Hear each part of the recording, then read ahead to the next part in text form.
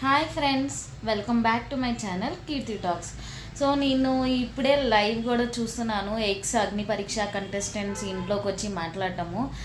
నాకు ఇన్ని 2 weeks episodes చూసినా పవన్ కళ్యాణ్ గారి ఆట కనిపించకపోయినా ఎక్కడో సాఫ్ట్ కార్నర్ ఉండే ఆయన మీద. లైక్ ఇండియన్ ఆర్మీని రిప్రజెంట్ చేసి వచ్చారు. అతని ప్రొఫెషన్ని నేనేం మాట్లాడట్లేదు, కానీ ఆయన నుంచి చాలానే ఎక్స్పెక్ట్ చేసే పంపించారు. ఈవెన్ అగ్ని పరీక్ష జడ్జెస్ కూడా. ఇంట్లోకి వెళ్ళాక గేమ్ కూడా అంతలా కనిపించట్లేదని అందరికీ తెలిసిందే. ఎప్పుడైతే ఎక్స్ అగ్ని పరీక్ష కంటెస్టెంట్ నాగప్రశాంత్ గారు ఎవరిని రీప్లేస్ చేస్తావు అని అంటే పవన్ కళ్యాణ్ అని చెప్పారు. ఈవెన్ షాకిబ్ కూడా ఇదే ఆన్సర్ చెప్పారు.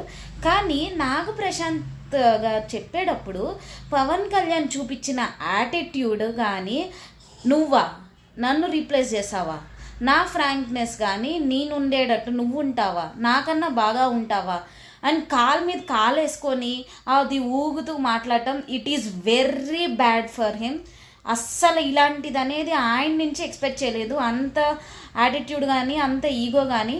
నేను లైవే చూసి మాట్లాడుతున్నాను, నాట్ ద 1 hour ఎపిసోడ్. నాకు ఆ మినిట్ మాత్రం అస్సలు పవన్ కళ్యాణ్ గారు నచ్చలేదు.